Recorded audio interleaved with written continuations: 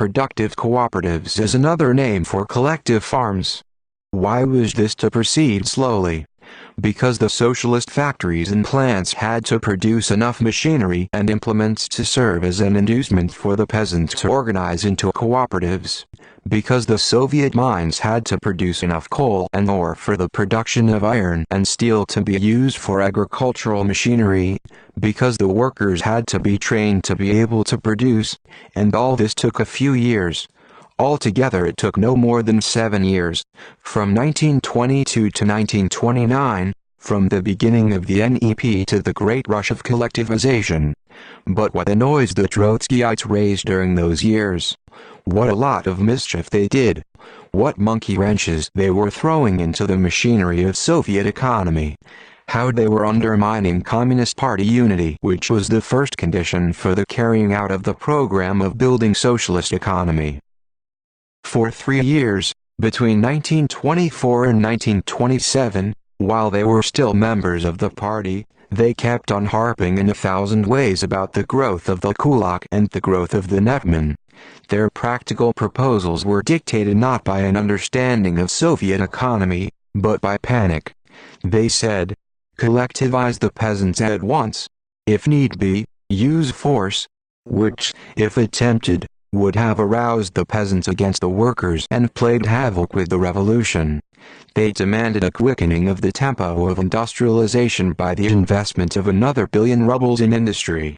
This billion was to be raised by increasing commodity prices, a measure which would have increased rather than decreased difficulties, since higher commodity prices would have hit hard the poor and middle peasants, the chief consumers of industrial commodities, and would have lowered their standards of living, which would only have served to strengthen the position of the kulaks. The Trotsky opposition was doing its utmost to force a break between the proletariat and the middle peasants. They were still in the party, but they fought it as enemies bent, not on criticism, but on destruction. No exaggeration, to them, was too wild, no insinuation too low, no distortion too mean. They circulated literature full of vile denunciations of everything the party did.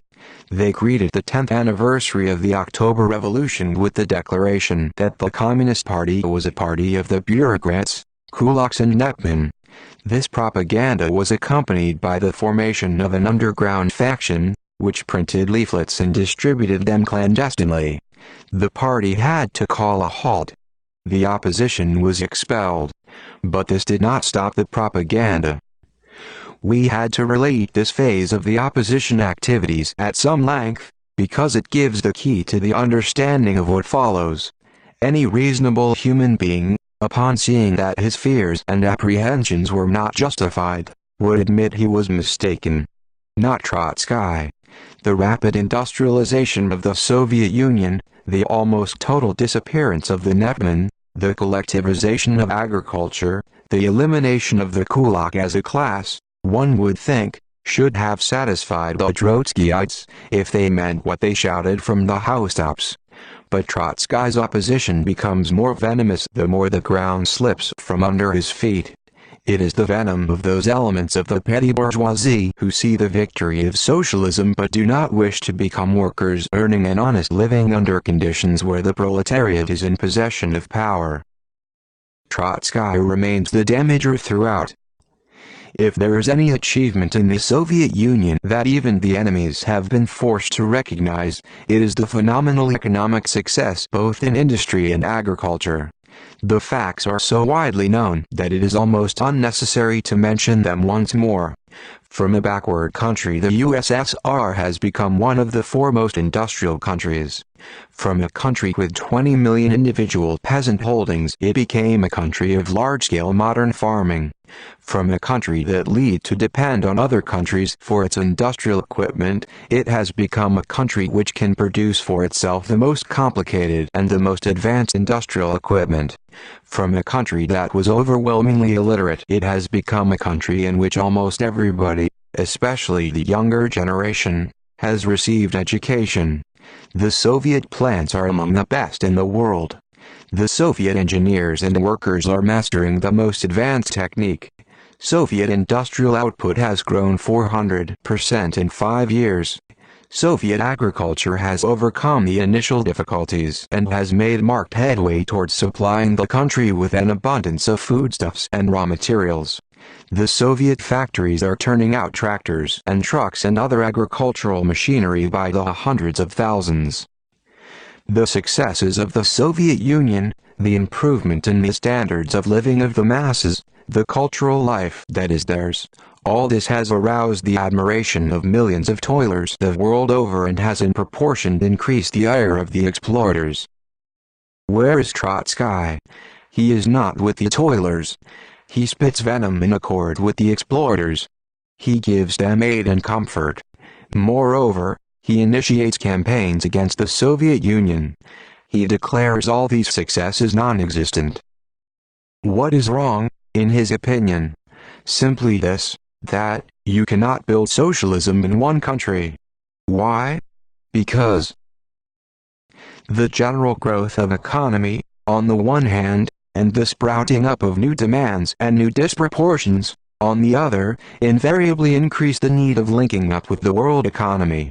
The program of independence, that is, of the self-sufficient character of Soviet economy, discloses more and more its reactionary and utopian character.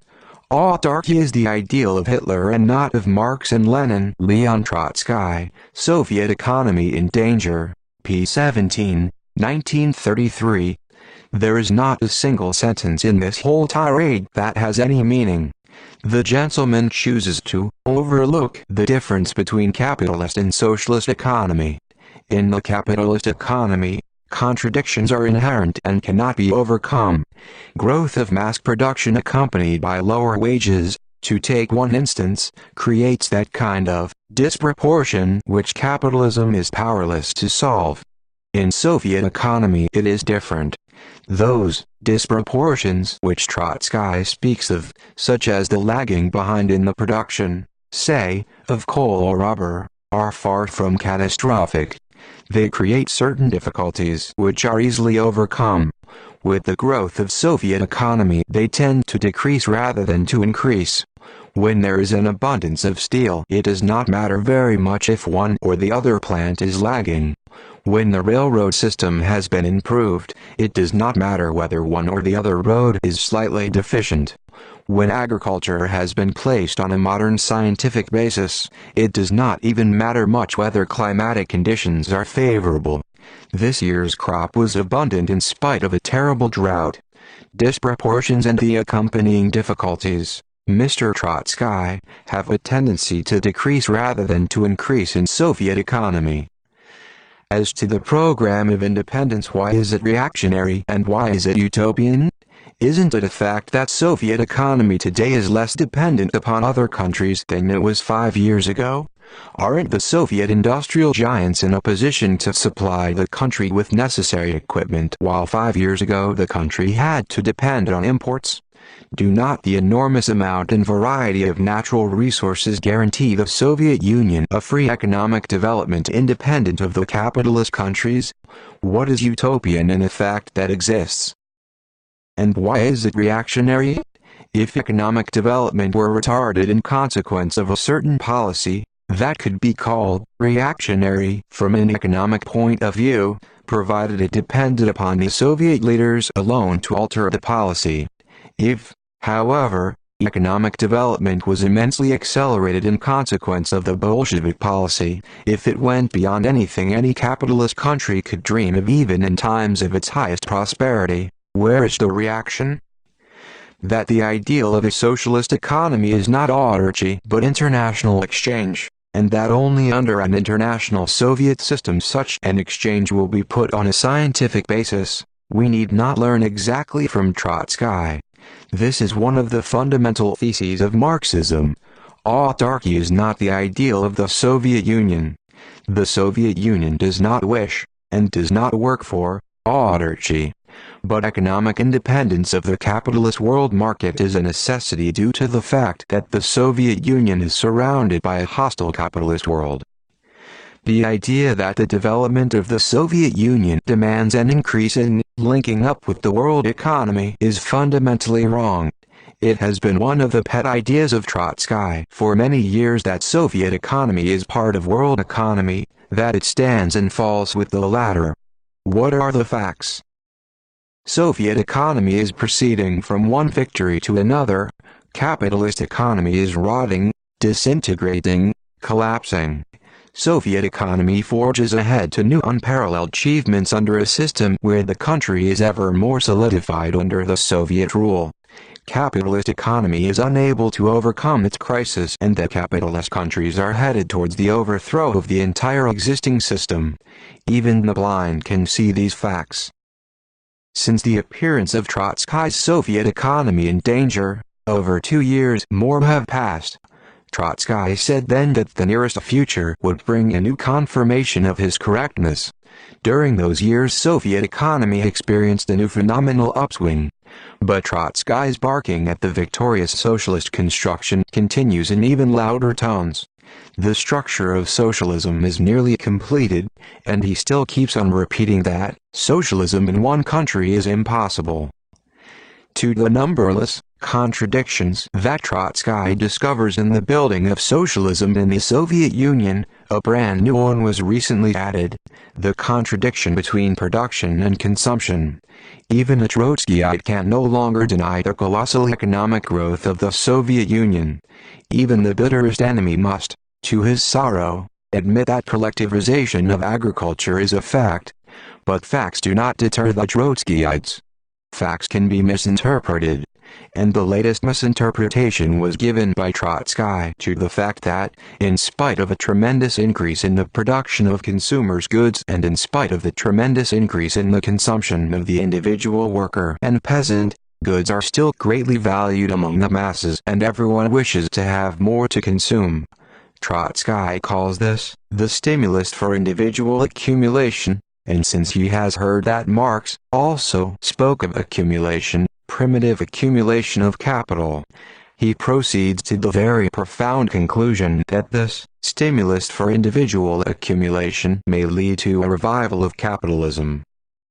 So long as the overwhelming majority of the population has not yet emerged from actual want, the urge for individual appropriation and for the accumulation of goods retains a mass character and comes into continual collision with the collectivist tendencies of the economic life. If the accumulation is permitted to exceed certain limits, it will transform itself into primitive capitalist accumulation, and can result in overthrowing the kolkhozes, and after them the trusts, combinations of state-owned Soviet factories, MJO as well. Abolition of classes in a socialist sense means the guaranteeing to all members of society such living conditions as will kill the stimulus for individual accumulation. We are still very far from that. The present transitional society is full of contradictions, which, in the sphere of consumption, the most immediate and vital sphere for everyone, bear character of extreme tension, and always threaten to cause an explosion in the sphere of production. Potentially, as regards the possibilities and dangers latent in it, it is a class struggle, which is looming from out of the fierce competition between the interests involved in the sphere of consumption, on the basis of a still lagging and unharmonious economy. Leon Trotsky, The Kirov Assassination, February, 1935, pages 10-11. Trotsky still cloaks himself as a champion of socialism. Since socialism in the USSR has not yet brought about a situation where there is no stimulus for the acquisition of consumers' goods, he sees an opening for an attack. The fact that the masses of the Soviet Union are still goods hungry, which is an incentive for more and better production, is transformed by Trotsky into a new class struggle. The urge for acquisition, by a sleight of hand, turns into an urge for accumulation. The collective peasant bent on receiving more meters of cotton cloth or woolens for himself and his family will, according to Trotsky, accumulate so much cloth or woolens that in the long run he will become a capitalist and, who knows, he may still open a textile factory on the basis of private ownership. The textile worker who is anxious to receive more wheat flour and cabbage may hoard these products, accumulate them, in the meantime refusing to consume, and, Extreme tension in the sphere of consumption, may still transform himself into the owner of a grain elevator, competing with the state elevators and causing an explosion in the sphere of production. Or else the collective farmer who has been so eagerly and impatiently waiting to receive from the city his radio set will not use it himself but sell it to his neighbor, and with the money thus accumulated go into business and gradually develop the class struggle and become a menace to the kolkhozes and the trusts. It is absurd, but there is system to all the Trotskyite absurdities. Trotsky hopes that because consumers' goods are not yet available in the USSR in quantities sufficient to secure for everybody not only comforts but also luxuries, some peasants from the collective farms may still be deluded into putting their hopes in the kulaks, who are still to be found in collective farms disguised as loyal members, and, with the aid of the Trotskyites, cause a disruption of collective agriculture. Alas for Trotsky! The masses of the collective farms learned their lesson in 1932 when, due to inexperience, some of them yielded in the North Caucasus and the Ukraine to the pressure of the kulaks. They know now that their hope lies in more and better collective production. The individual member of the collective may try to hoard part of his share of the common crop against a rainy day, but this will not make a kulak of him. And with the growth of security and abundance in the village, even this practice will soon be abandoned. As to the city workers, they never accumulate, they hoard nothing, they gladly and eagerly spend all they earn because they are not afraid of losing their jobs and are expecting and achieving ever higher wages and a better standard of living. There is no danger of a renewed class struggle in the sphere of consumption in the USSR. To be sure, there exists a contradiction in this sphere, that between the facts and Trotsky's wishes, between a former revolutionist and a present counter-revolutionary.